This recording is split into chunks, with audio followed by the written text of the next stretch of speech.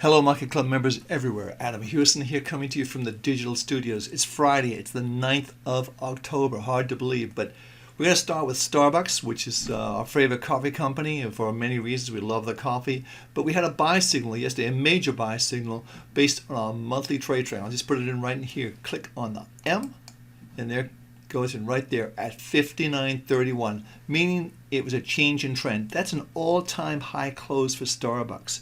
And if you just look at where potentially this could go, it could be a very, very nice trade in the fourth quarter. Let me explain to you what I'm looking at. First of all, we had a big sharp down move here, which is kind of like pushed StarBucks, kind of like in a weird position. But I'm going to say right here, that's more of a realistic number, 48. And if we get up to here to 58, right here, so we can take 48, 58, that's $10. We can extrapolate that and push it up $10. That takes us to 68. So I think $68 to $70 would be a good price point for StarBucks in the fourth quarter. Let's see how that plays out. But generally speaking, the trend is your friend, and the trend in StarBucks is clearly on the upside.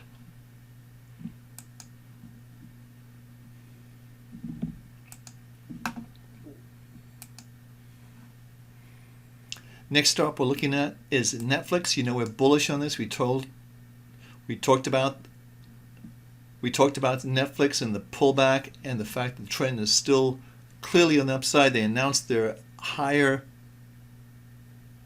cost $1 a month more. No one's going to blink at that in America, so it's going to make them have bigger earnings and earn more money. We're looking for this stock to go back up to the 125, 130 area. Should be a nice trade for the fourth quarter. So all systems are go on Netflix. Now gold, we've been talking about gold, and as you can see, gold is up today, looking really, really good. I would say if we can get this market closing over 1,160 today, it would be an awesome trade.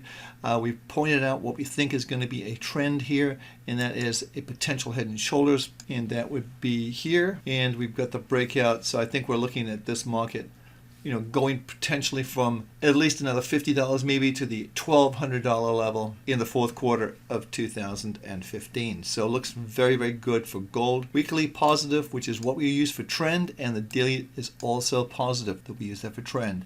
Only one that's missing is the monthly, and that is expected to kick in. We're looking at the Dow. It's a weekly chart of the Dow, and you can see this is going to be a big, big plus week for the Dow.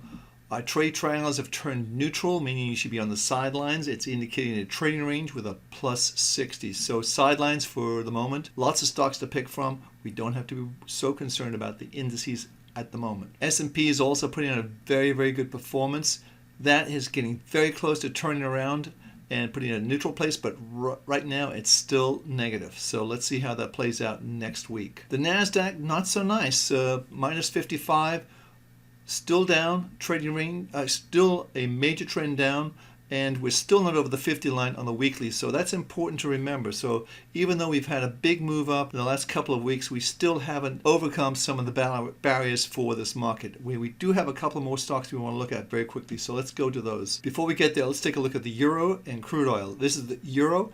Putting a very solid week. It's up 1.35% for the week. We've been talking about being bullish. All of our trade triangles are bullish. It's hard to believe, but the reality is this is going to be one of the best weekly closes that we have seen this year in the euro. Crude oil, again, we were bullish on the crude oil. It's paid off in terms of our weekly trade triangle. It came in at 48.07. It's 49.57, so it's a $1,500 profit. We're not quite over the 50 line yet, but it looks as though it's built the base and it wants to go higher. Let's take a look at the daily just for curiosity, and you can see there we've seen a little bit of profit taking coming as we go close to 51, but not unusual. We thought the market would get to 50, and of course it's gotten there, but it still looks like it wants to go higher. It's the kind of pattern we looked at before where you had a very sharp move up, like right here, the consolidation, and another move up. We talked about that earlier this week, and that's in fact what has played out. Now here's the stock fee that came in. We had a monthly yesterday at $12.59. It's currently trading at $12.56, so it's about the same price. It's a buy. We think this market can go higher. It's cleared a lot of barriers, and I think that's a good sign for the market. If we close over 13 today, that would be very, very bullish and would warrant a weekend trade. Here's another stock we like, Accenture. and that's obviously closing up really strongly. It's a new monthly high. Definitely want to be long this stock. It looks like it can go quite a bit higher, probably to the 120 area, 117, 120 area. So watch that, but this would be an excellent trade for a weekend trade. It's very overbought, but look for follow through on Monday and of course on Tuesday, take profits. Hey, I'm Adam Hewison. It's been a busy week. Thank you so much for taking the time to watch this video, and every success, watch those trade triangles.